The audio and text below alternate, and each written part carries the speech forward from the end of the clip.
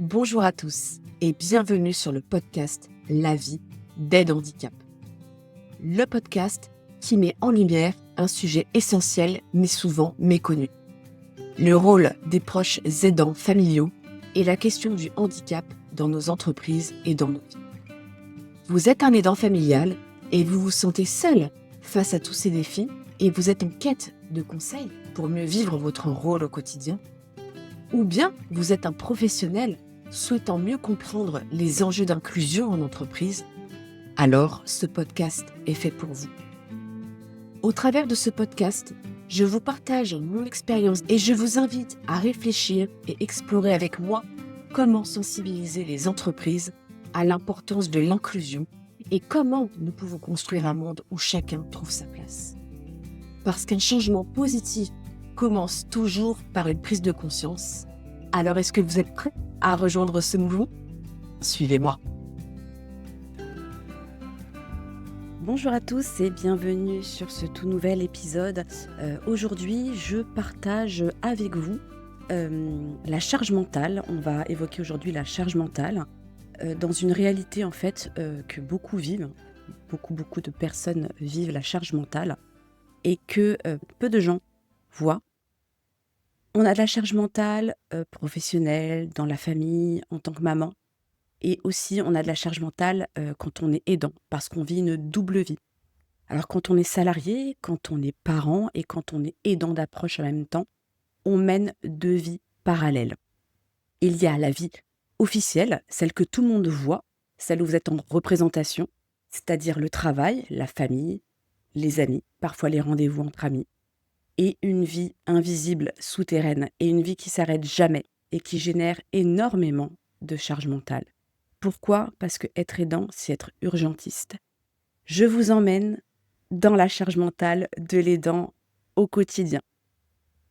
Alors déjà, qu'est-ce que la charge mentale ? C'est quoi la définition clairement de la charge mentale ? Alors la charge mentale, c'est un poids permanent, psychique, psychologique, que l'on porte sur ses épaules dans le mental, même quand le corps est au repos, même quand on est en pause. On a une charge mentale, un poids permanent de pensées, d'émotions, de ressentis physiques, de choses à faire et non pas à être, mais de choses à faire qui sont liées à des obligations multiples, du matin au soir, voire même la nuit parfois, où on doit rester, certains aidants en alerte et en vigilance la nuit. Et toute cette charge-là est liée justement à une organisation de notre quotidien liée à notre proche. Alors cette charge mentale-là, très souvent, elle s'installe de façon silencieuse, insidieuse, et souvent, il faut un déclic pour s'en rendre compte. Pourquoi ? Parce que aujourd'hui, la charge mentale, elle fait tellement partie de notre société, de notre vie, qu'il est normal d'être en charge mentale. Alors non, certainement pas. Il n'est pas normal d'être en charge mentale, en tout cas de façon chronique, de façon trop durable, parce qu'elle mène forcément à un épuisement à un moment donné. Aujourd'hui, on parle beaucoup de charge mentale auprès des femmes qui ont des enfants, mais en réalité, elle concerne tout le monde, que ce soit au travail, que ce soit quand on est parent, ou bien sûr, on est un aidant. En fait, quand on est un aidant, il suffit en fait d'avoir une charge mentale professionnelle, une charge mentale de parent, quand on est d'approche et qu'on a des enfants aussi. Moi, en l'occurrence, j'ai 2 enfants, une enfant autiste, une fille autiste de bientôt 18 ans et la plus petite de 8 ans. Donc j'ai la charge mentale de maman, mais aussi d'aidant de ma fille autiste, qui est donc autiste avec déficience intellectuelle, je le rappelle. Donc du coup, qui n'est pas du tout autonome. Et je dois m'en occuper tous les jours, en fait. Voilà. Donc moi, ma charge mentale, elle est là. Elle est au travail. Elle est pour ma fille, en tant que maman de ma petite fille. Et en tant que maman aidante aussi, pour ma plus grande fille, qui a très peu d'autonomie et qui est dépendante. Voilà. Alors, la charge mentale, ça se traduit comment en fait ? C'est toujours en train de penser à autre chose. Elle est toujours en mouvement.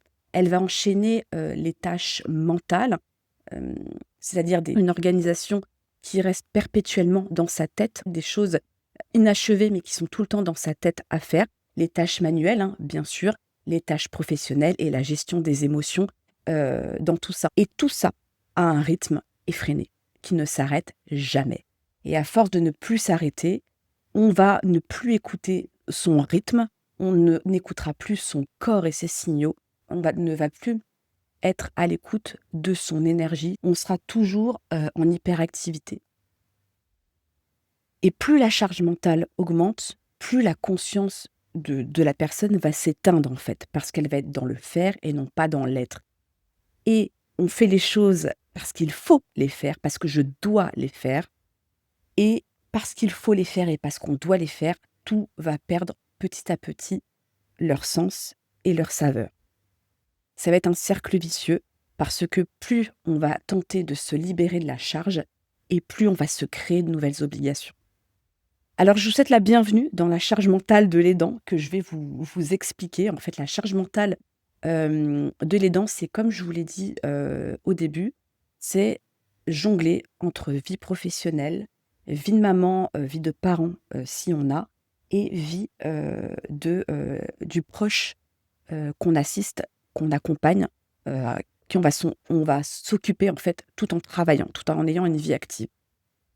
Alors qu'est-ce que c'est que la réalité d'un aidant? C'est jongler entre le travail, la famille et tous les rendez-vous médicaux ou administratifs. C'est penser à son proche quand on est au travail et penser au travail quand on est à la maison, en fait. Gérer les urgences, anticiper les imprévus, parce que en fait, quand on est aidant, en fait, il peut tout le temps avoir des urgences. Vous êtes au travail, c'est gérer des appels téléphoniques, ou alors où on va vous dire, voilà, votre fille, elle a fait une crise d'épilepsie. Voilà, demain, on vient d'apprendre, il y a pas de chauffeur. Donc elle pourra pas aller, il faudra vous-même l'amener à l'IME qui se trouve à 30 kilomètres. Ou bien sûr, on peut pas le faire. C'est, une équipe pluridisciplinaire qui va, se réunir le lendemain et l'après-midi, par exemple, et donc du coup, ma fille n'aura pas d'accueil, de toute l'après-midi. C'est gérer, l'appel de la baby-sitter qui pourra pas récupérer, ma fille à 16h30 quand elle arrivera, quand son chauffeur va la déposer, en bas de la maison. Et sachant qu'on travaille, moi je travaillais à Paris, sachant que quand les personnes travaillent pas à côté de leur domicile. La plupart du temps, il faut 1 heure et demie pour rentrer chez soi. Vous vous rendez compte? La baby-sitter, elle vous dit: «Beh, écoutez, je suis malade aujourd'hui, je pourrais pas venir à 16h30 récupérer Clarisse». Vous rentrez, enfin, je veux dire, voilà, vous rentrez, c'est terminé à 15h, vous partez pour être à la maison à 16h30. Vous êtes obligé en fait. Et donc du coup, c'est toutes ces urgences-là à gérer parce que, vous n'avez pas de moyens de garde après 16h. Il y a pas de voilà, à 16h30, que ce soit en hôpital de jour, en Ulysse ou en IME, c'est terminé. Il y a plus rien en fait. Il faut prévoir absolument une garde après, après l'institution. Le mercredi, ma fille n'avait pas école. Elle avait pas Ulysse, elle avait pas hôpital de jour et donc du coup, il fallait impérativement qu'il y ait quelqu'un qui la garde le mercredi, impérativement. Parfois, on n'avait pas de baby-sitter, parfois oui, parfois non et donc du coup, c'était l'angoisse aussi de, voilà, de poser des RTT. Quand est-ce que je vais les poser? Est-ce que je vais en avoir suffisamment? Est-ce que je vais avoir suffisamment de congés? Est-ce que mon RTT va être accepté? Il y a aussi, au-delà du fait de la peur de l'imprévu, de l'urgence, il y a aussi ce qu'on appelle, un peu les tâches, invisibles, en fait. Enfin, moi, ce que j'appelle les tâches invisibles, parce que c'est vrai que voilà, quand, vous vous présentez, vous dites: «Voilà», au travail, vous dites: «Voilà, j'ai 2 enfants», enfin, quand vos collègues savent, voilà, que vous avez des enfants, ils vont tout de suite s'imaginer que voilà, à un moment donné, à 6, 7 ans, 8 ans, l'enfant est autonome, va prendre son petit déjeuner tout seul, va s'habiller tout seul et non, en fait, en tout cas pas pour ma grande fille autiste. Moi, j'ai dû m'occuper d'elle et je m'en occupe toujours maintenant à ses bientôt 18 ans. Donc la toilette, les soins, l'habillage et bien sûr la gestion des rendez-vous médicaux. Donc tout ça, énormément de rendez-vous médicaux, d'orthophonistes, de psychomotes et en fait tous ces rendez-vous-là sachez-le, en tout cas pour ma part, c'est comme ça que je l'ai vécu. Ils étaient en pleine journée, tout le temps, constamment. Ou alors, avec un peu de chance, j'en avais à 18h le soir. C'était un créneau qui était extrêmement pris, bien sûr, ce qui est normal. Mais j'en avais très peu le soir. Et quand j'en avais, je la confiais à la baby-sitter qui l'amène, en fait. Mais c'était des rendez-vous médicaux qui étaient en pleine journée. Vous n'avez pas le choix, en fait. Pareil, les rendez-vous téléphoniques, tous les mois, vous avez un point avec les équipes pluridisciplinaires. Donc moi, c'était à l'époque à l'hôpital de jour. Là, elle est en IME, donc c'est beaucoup, beaucoup moins. Hôpital de jour, Ulysse, tous les mois, on vous demandait d'être présent. Et il y avait d'autres rendez-vous bilan où on vous demandait tous les mois d'être présent. Donc, ce qui faisait 3 ou 4 rendez-vous par mois où vous deviez être présent. Et en pleine journée, bien entendu. Donc, c'est extrêmement compliqué à gérer, c'est-à-dire que vous organisez avec, avec mon mari, enfin, on s'organise, on pose des RTT, on ne sait pas si on va être accepté, on n'ose plus les poser. C'est aussi donc des problèmes de transporteurs, des problèmes de taxi, parce qu'eux aussi, ils ont une vie, eux aussi, ils tombent malades et c'est tout à fait normal. Donc du coup, quand ils sont malades ou quand ils ont, les malentendus aussi, vous allez en bas, en fait, au point de rendez-vous à 7h le matin, vous attendez, voilà, parce que vous déposez votre fille en bas de chez vous au taxi, au transporteur. Il vient pas. Et voilà, il vient pas. Personne. Enfin, voilà, plein de choses comme ça où c'est arrivé, mais combien de fois où le chauffeur ne venait pas en fait. Pas parce que il voulait pas venir, hein, parce qu'il y avait des malentendus entre la société, entre le chauffeur en lui-même. Quoique j'en ai eu, hein, j'en ai eu quand même des chauffeurs qui s'étaient pas levés. Ou alors des chauffeurs qui changent. Mais combien de fois c'est arrivé? Des chauffeurs qui changent parce que, voilà, ils tournent, parce que, le travail, bon, leur convient pas, donc du coup, le chauffeur arrête. Et il y en a eu combien aussi où, voilà, on refait les présentations, où Clarisse devait se réadapter avec un nouveau chauffeur. Et voilà, il faut aussi avoir confiance au chauffeur. Donc voilà, c'est vraiment c'est énormément, énormément de stress, de réadaptation, hem, voilà, ça crée énormément, énormément, énormément de stress, pour elle, donc pour nous et voilà, donc c'est vraiment, des choses vraiment très, très, très compliquées à gérer. Voilà, en fait, le plus, c'est les imprévus, en fait. Le plus dur a été une fois que ça «roule» entre guillemets, voilà, vous savez que moi je savais qu'à 7h je descendais, la ma fille au chauffeur, au transporteur, il fallait que quelqu'un soit là à 16h30, point barre. Une fois que ça, c'était calé, ça roulait en fait. Il fallait qu'on ait une baby-sitter, absolument, ça génère des frais, beaucoup de frais, même s'il y a une AAH, que vous n'avez pas forcément tout de suite, je tiens à préciser, c'est 18 mois d'attente pour ouvrir un dossier d'allocation, handicap. Bref, passons maintenant, là, on est tranquille. Cependant, heu, voilà, ça va générer des frais.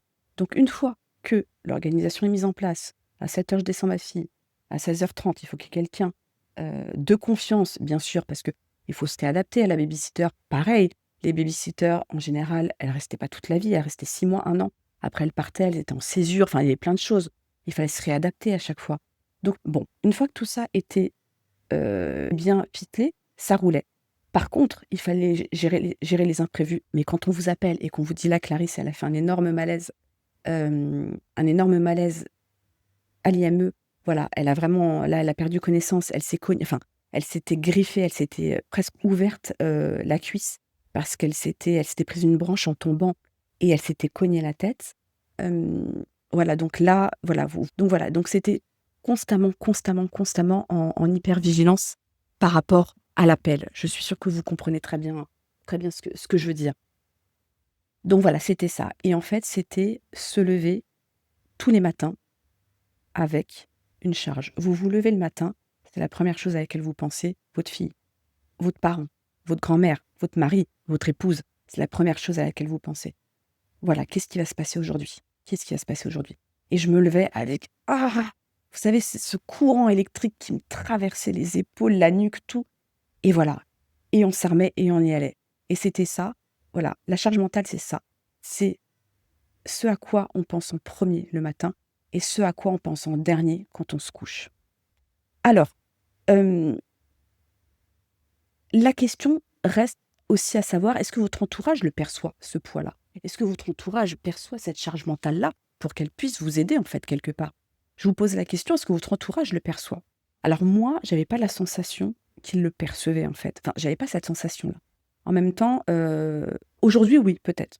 Aujourd'hui, peut-être que oui, quoique je ne sais pas. En fait, je me suis toujours sentie incomprise. Je ne sais pas si vous aussi, je pense que oui, mais toujours. Je me suis toujours sentie, même si on parle de la charge, enfin voilà, on se sent toujours incompris quelque part parce que tant que vous ne vivez pas cette chose-là, tant que la personne avec qui vous parlez ne vit pas cette chose-là, je pense sincèrement qu'elle peut comprendre en surface, oui, bien sûr, elle peut ressentir de l'empathie, en surface, entre guillemets, mais tant qu'on ne la vit pas, on ne peut pas comprendre. Et c'est tout à fait normal, en fait. Tant qu'on n'a pas expérimenté la chose émotionnellement et psychiquement et physiquement, on ne peut pas la comprendre. Et c'est tout à fait normal.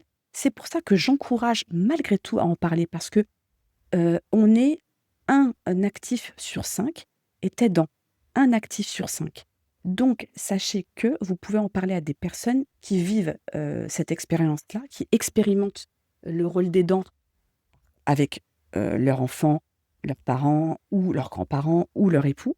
Voilà, donc je vous encourage vraiment à quand même en parler. Alors, les conséquences de cette charge mentale-là, c'est quoi? C'est comme je vous le disais tout à l'heure, c'est vous vous levez, c'est votre première pensée et c'est votre dernière pensée. Donc vous êtes en hyper stimulation cognitive tout le temps, tout le temps, tout le temps, tout le temps. Rumination permanente. Et si on va m'appeler? Et si on m'appelle? Et si mon téléphone sonne? Qu'est-ce que je fais? Mais je peux pas partir. Je suis déjà partie hier plus tôt. Qu'est-ce qu'elle va dire ma chef? Qu'est-ce qu'ils vont penser mes collègues? Qu'est-ce je- qu'est-ce qui va se passer s'il se passe encore quelque chose aujourd'hui? Et s'il n'y a pas de chauffeur toujours demain? Qu'est-ce qu'on fait? Et si, et si, et si? Constamment, constamment, constamment. Et il y a une hyper stimulation cognitive qui fait que vous allez devoir toujours anticiper le négatif, en fait, l'imprévu, et de voir comment vous allez réagir, comment vous allez encore une fois surréagir par rapport à un imprévu. Et le lendemain, parfois, ça se passe super bien. En fait, le chauffeur, il est là, il y a quelqu'un, et tout va bien, et tout roule. Parfois non, mais parfois oui, parfois ça roule. Et parfois tout rentre dans l'ordre, en fait. Alors attention à cette charge mentale-là qui va générer, en tout cas moi c'est ce qui s'est passé, une relation toxique avec le temps, vraiment. Déjà, en temps normal dans cette société, on court tout le temps, on court, on court, on court, mais là, en tant qu'aidant, on court tout le temps, on court. C'est une course perpétuelle contre le temps. Déjà, le temps, dans la société dans laquelle on vit en France, en faveur des personnes en situation de handicap, en faveur des personnes qui sont malades, vous avez très peu d'institutions qui accueillent donc votre aidant. Donc du coup, vous allez devoir vous-même vous en occuper et avoir, comment dirais-je, recours à vos ressources en fait, que vous allez retrouver, que vous allez chercher vous-même. Baby-sitter, famille, parents, grands-parents, des personnes de haute famille, des voisins. Et vous allez en fait recourir à ces ressources-là que vous allez trouver vous-même. Parce que ici, on n'est pas encore aidé. L'institution, enfin la société française nous aide pas. Donc vous êtes constamment en train de courir, constamment, constamment, constamment, pour justement récupérer, pour aller chercher. Enfin moi, il fallait, comme je vous l'ai dit, que je sois, quoi qu'il arrive, il fallait qu'il y ait quelqu'un à 16h30. Est-ce que vous vous rendez compte en fait? À 16h30, pas de garderie. Il n'y a pas d'institution, il n'y a rien. Il n'y a pas de... vu que votre enfant n'est pas... moi, ma fille n'était pas en école normale. Elle l'a été au tout début, vers ses 3-4 ans. Après, ça a été Ulysse et hôpital de jour. À 16h30, comment dirais-je, l'hôpital de jour se termine à 15h45. Le temps qu'elle rentre, à 16h30, et encore ma fille, c'était la plus loin de toutes. Il y en a des enfants qui rentrent à 16h. Moi, à 16h30, il fallait qu'il y ait quelqu'un. Est-ce que vous vous rendez compte? Un problème dans les transports. Il n'y a rien. Enfin, le chauffeur, à la rigueur, oui, ça nous est déjà arrivé qu'il attende 5 minutes. Ils ont toujours été très bienveillants. Ils nous attendaient, bien sûr. Je ne pense pas qu'il n'ait le droit de la laisser, mais quand même, enfin, je veux dire, il a une vie quand même, le chauffeur, après. Donc, voilà, c'est un stress perpétuel avec le temps, et le temps devenait l'ennemi, clairement. Moi, 7 heures pour déposer ma fille, c'était mon ennemi. 16h30 pour être en bas de chez moi, le temps était mon ennemi. Je détestais voir 16h30 sur ma montre. Où j'étais à 16h30? J'étais bien là ou pas? Donc voilà, là, quand on est vraiment, quand on a une relation toxique avec le temps, à un moment donné, on n'est plus acteur de sa vie, on l'a subi en fait. Quand on subit le temps, on n'est plus acteur de sa vie. En tout cas pour moi. Et j'ai subi ma vie, j'ai subi mon emploi du temps. C'était un emploi du temps complexe et bien huilé qu'il fallait absolument, absolument respecter. Vous n'avez pas le choix en fait. Il y a une relation aussi toxique avec les autres. Alors moi, c'est comme ça que je l'ai vécu. Pourquoi? Parce que, à un moment donné, la charge mentale est tellement forte qu'il y a une hypersensibilité, vous vous ressentez incompris, vous voudriez bien que les autres, de votre entourage suivent, votre rythme. Vous aimeriez bien que votre famille vous aide ou quoi, parfois ils peuvent pas, donc quelque part vous leur en voulez ou des amis ou quoi.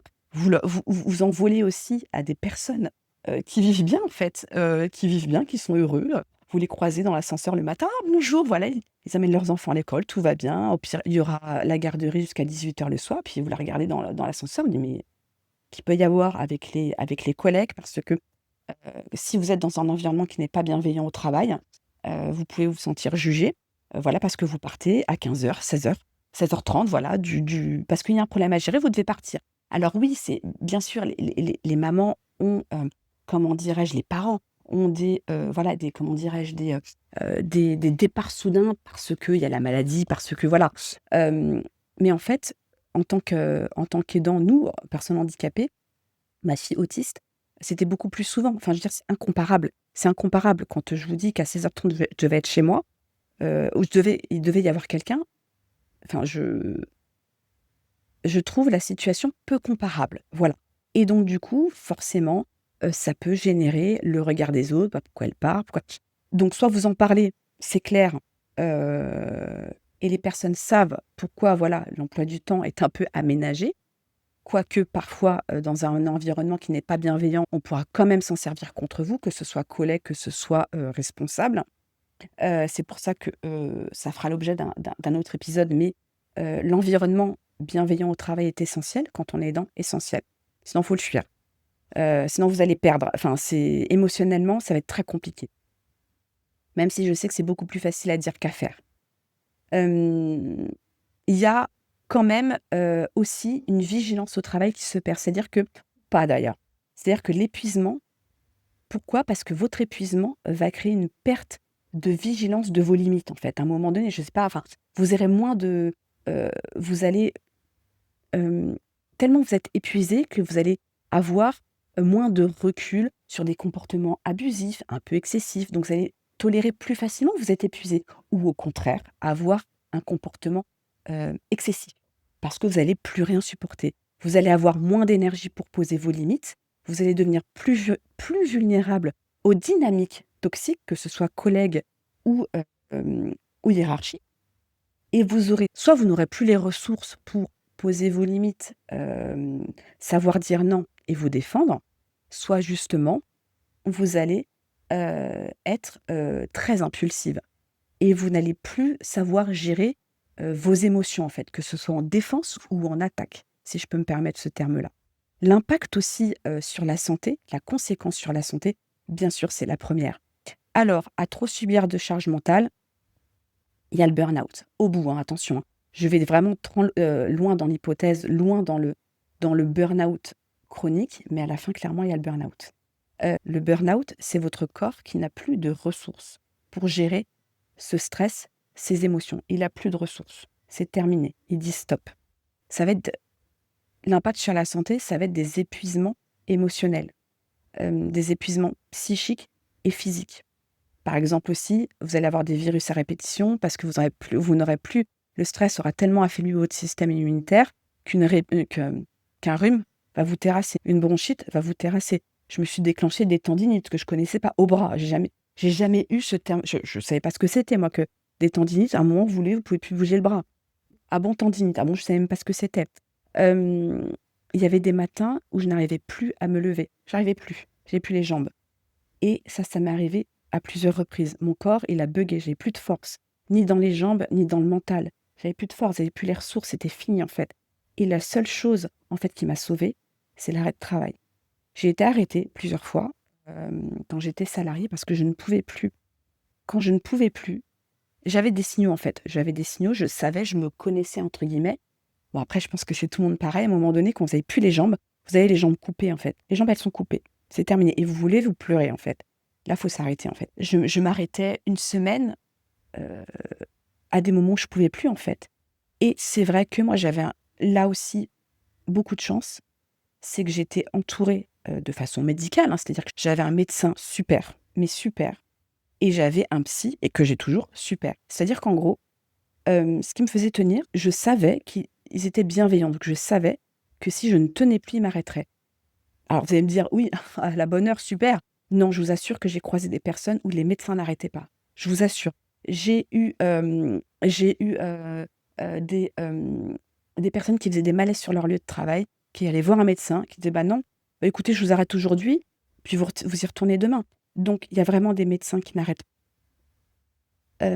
Et je savais, je me rappelle, j'avais dit à mon psy une fois, je lui avais dit: «Docteur, est-ce que si vraiment je suis à bout, vous m'arrêterez?» Il m'a dit: «Oui, si vraiment vous êtes à bout, je vous arrête». Donc du coup, c'est ce qui m'a permis de tenir. C'est très paradoxal, hein, c'est très paradoxal, mais je savais que j'avais 2 médecins, généralistes et psy, qui pouvaient m'arrêter si je ne pouvais plus. Une semaine, voilà, une semaine pour, voilà, je dormais. Pendant une semaine, je dormais. Bien sûr, en m'occupant de ma fille, mais pendant une semaine où elle était en hôpital, je dormais. Voilà, je récupérais. Je me remettais du carburant dans mon corps, un tout petit peu de carburant dans mon corps pour pouvoir me lever, en fait, la semaine d'après. Donc, je commencerai par ça, en fait, sur comment se libérer de cette charge mentale-là. Soyez entouré de médecins qui soient bienveillants et à l'écoute. Sinon, vous changez. Vraiment. Enfin, si le médecin n'est pas en capacité de vous dire: «Stop, arrêtez-vous madame, ça ne va plus», je veux dire, vous pouvez compter sur qui? Sur personne. Donc vraiment, parlez-en à un médecin. Comment se libérer de la charge mentale? C'est bien sûr accepter que tout ne soit pas parfait, parce que on veut être parfait et c'est ça justement la charge mentale, c'est être parfait, c'est être sur tous les fronts. Et se libérer de la charge mentale, c'est accepter que tout ne soit pas parfait. Vous n'êtes pas parfait, je ne suis pas parfaite et encore heureux parce que je vous assure qu'on s'ennuierait si on était parfait, non, vous croyez pas? Hem, voilà, le fait de ne pas être parfait, de ne pas être surhumain, c'est s'arrêter. Voilà, c'est s'arrêter n'est pas une faiblesse. C'est humain, en fait. Toutes les personnes qui font un burn-out, ce sont des personnes qui ne se sont jamais arrêtées et donc forcément, qu'est-ce qui se passe? Quand vraiment vous n'avez plus de ressources, bah, c'est le burn-out. Il y a le burn-out de l'aidant qui existe. Pareil, il est prévu dans un autre épisode de podcast. Il y a le burn-out de l'aidant qui existe et je vous en parlerai. Donc si vous voulez éviter le burn-out, arrêtez-vous avant, un petit peu. Voilà, juste pour, reprendre du carburant. Se libérer de la charge mentale, c'est se reconnecter à soi. Parce qu'en fait, quand vous aidez l'autre, vous passez l'autre en priorité, ce qui est tout à fait normal. Quand vous aidez, c'est l'autre que vous passerez en priorité. Mais se libérer de la charge mentale de l'aidant, c'est de se reconnecter à soi. Quelles sont vos valeurs? Quels sont vos besoins? En fait, vos valeurs, c'est prendre quand on connaît ses valeurs, c'est prendre des décisions alignées. Quels sont vos besoins? C'est quoi vos besoins de sommeil? C'est quoi votre besoin de temps pour vous? C'est quoi? Vous avez besoin de quoi pour vous ressourcer? C'est quoi vos besoins? Vos besoins, c'est votre garde-fou, en fait. Ça vous permet vos besoins doivent être respectés. Sinon, à un moment donné, vous n'allez pas tenir debout. Se libérer de la charge mentale aussi, c'est de retrouver du sens à ce qu'on fait. C'est-à-dire, c'est de garder le contrôle, sur notre rôle. C'est-à-dire, au lieu de subir, c'est de redevenir acteur de ce rôle-là. Savoir se passer en priorité quand il le faut et savoir dire non et poser ses limites. Et se dire aussi: «Pourquoi j'aide? Pourquoi je l'aide? Par amour? Par loyauté? Par devoir? Par gratitude? Par conviction? Parce que j'ai pas le choix? Parce qu'il y a mes frères et sœurs, ils ont l'habitude que c'est moi qui m'en occupe?» Donc voilà, là, retrouver du sens et c'est de contrôler la situation et ne plus la subir. Alors, quelques clés qui m'ont énormément aidée à alléger ma charge mentale. Ça, c'est ce que j'ai fait pendant des années et ce que je continue à faire aussi. Mais vraiment, quand j'étais dans le tourbillon, ça a été le matin, je me levais un quart d'heure avant ma fille et je méditais, en fait. Respiration, méditation. Je le faisais 20 minutes chaque matin et ça m'a énormément aidée.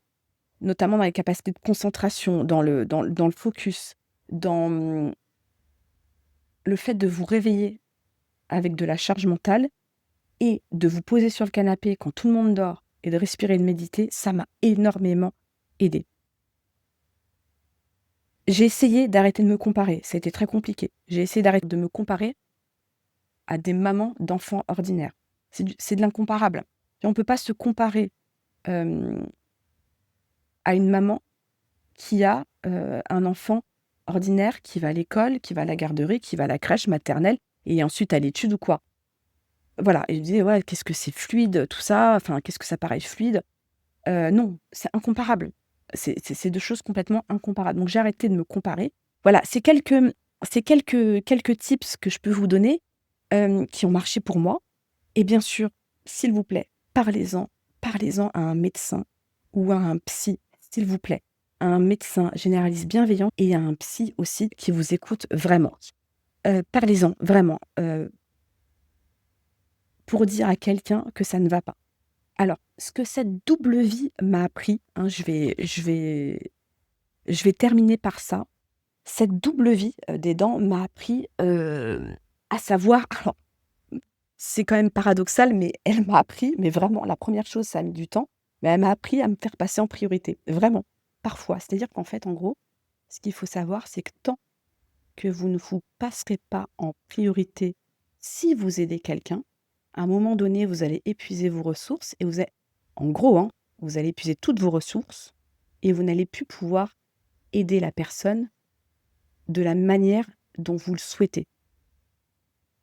C'est pour ça qu'on dit dans l'avion, en fait, quand on vous prépare, entre guillemets, à un danger imminent, ce qu'on dit, c'est qu'on dit à la maman, en fait, ou aux parents, de d'abord respirer dans le masque à oxygène et ensuite de le donner au bébé. Pourquoi?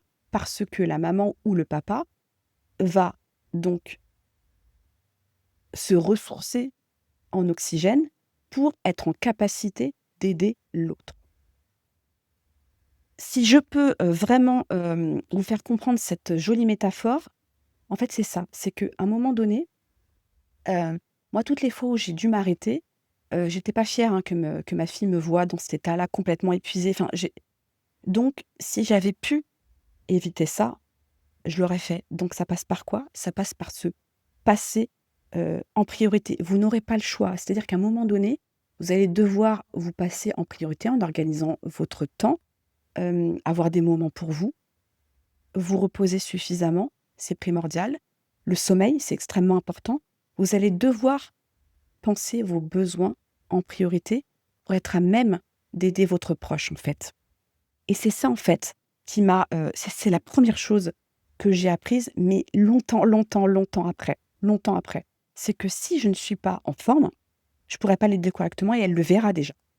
Et de voir que ma fille me voit, moi déjà de voir ma fille comme ça, à l'époque, ça me causait beaucoup de peine de voir ma fille autiste, en déficience intellectuelle, et qu'en plus dans ses yeux, elle voit une mère complètement épuisée.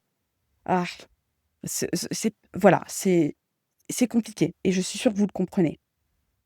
Ce qu'elle m'a appris aussi, cette double vie, c'est que, moi aujourd'hui je suis indépendante, je travaille à mon compte, je travaille à mon compte, j'accompagne des personnes, des aidants aussi notamment. Voilà, je suis dans l'accompagnement, particulier. Je forme également dans les entreprises. Hem, Si demain je devais réendosser un rôle de salarié, je sais que, exigence, je serai hyper vigilante et hyper exigeante quant à l'environnement de travail dans lequel je serai. J'exigerai vraiment un environnement bienveillant et humain. J'en ai trop connu des inhumains, c'est terminé. Il en existe beaucoup trop. Il faut que ça change et surtout, vous ne devez pas travailler dans un environnement malsain, toxique et hostile. C'est pas possible. Et justement aussi, ce qui m'a aidée par rapport à ça, c'est qu'aujourd'hui, je véhicule vraiment cette image aux personnes auxquelles j'accompagne. Je leur apprends à détecter les red flags en entretien, plein de choses, des comportements déjà que le futur employeur ou quoi, parce que j'ai des personnes que j'accompagne en bilan de compétences ou autres, qui recherchent comment dirais-je, qui recherchent un nouvel emploi. Et je leur apprends vraiment à apprendre à repérer les signaux d'alerte, en fait, pour éviter de tomber dans des environnements toxiques. C'est ça, en fait. C'est ça qui c'est que demain, je réendosse mon rôle de salarié, c'est terminé. Je ne ferai plus de concessions par rapport à ça. Je n'en ferai plus. C'est-à-dire que si l'environnement est toxique, il faut le fuir. Il faut le fuir. Mais malgré tout, vraiment, vraiment, vraiment, je le sais, pour en accompagner plein, parce que moi je forme dans le handicap, j'accompagne, je sensibilise dans les entreprises sur les salariés aidants. Je vois plein, plein, plein d'entreprises, qui me contactent justement pour être sensibilisées à ce sujet-là. Donc ce sont des personnes, qui sont vraiment dans une politique, dans une démarche d'accompagner la diversité, qui veulent absolument être une entreprise, heu, avec de bonnes valeurs humaines. Et ben, je crois vraiment, qu'on avance vers un monde, vers un monde plus humain et plus bienveillant. Alors pour conclure, c'est vrai que la double vie, être aidant, c'est épuisant. C'est extrêmement, épuisant, extrêmement chronophage. C'est une charge mentale qui est invisible pour la plupart, hem, mais elle peut aussi être porteuse de sens. Moi, ce qu'elle m'a appris, c'est, elle m'a appris vraiment dans le rôle, le fait de devoir, moi, mon rôle, c'est d'accompagner ma fille toute ma vie. Ce rôle m'a appris à me passer en priorité pour mieux accompagner, en fait, pour qu'elle, elle soit heureuse derrière. C'est fou quand même, mais en même temps, cette, double vie, là, m'a appris, heu, elle m'a appris, ma fille, à, me concentrer sur moi, en fait, à me concentrer sur moi pour que je lui, apporte la meilleure aide possible. Elle m'a appris à transmettre aux autres. Et à transmettre, elle m'a appris à véhiculer, à sensibiliser, à former plein, plein, plein de personnes sur le handicap et sur les aidants. Et elle m'a appris aussi, elle m'a permis de rencontrer et d'aider du mieux que je peux, des aidants justement comme moi, à mieux vivre leur rôle. Alors si, vous-même, vous êtes, aidant et que vous vous reconnaissez, dans ces mots, sachez que vous n'êtes vraiment pas seul. Vraiment, vraiment pas seul. Je vous invite encore une fois, un actif sur 5 est aidant. Parlez-en, parlez-en. Et si cet épisode vous a touché, je vous invite vraiment à le partager à des personnes qui pourraient en avoir le besoin. Je vous remercie infiniment pour votre écoute et je vous dis à très bientôt.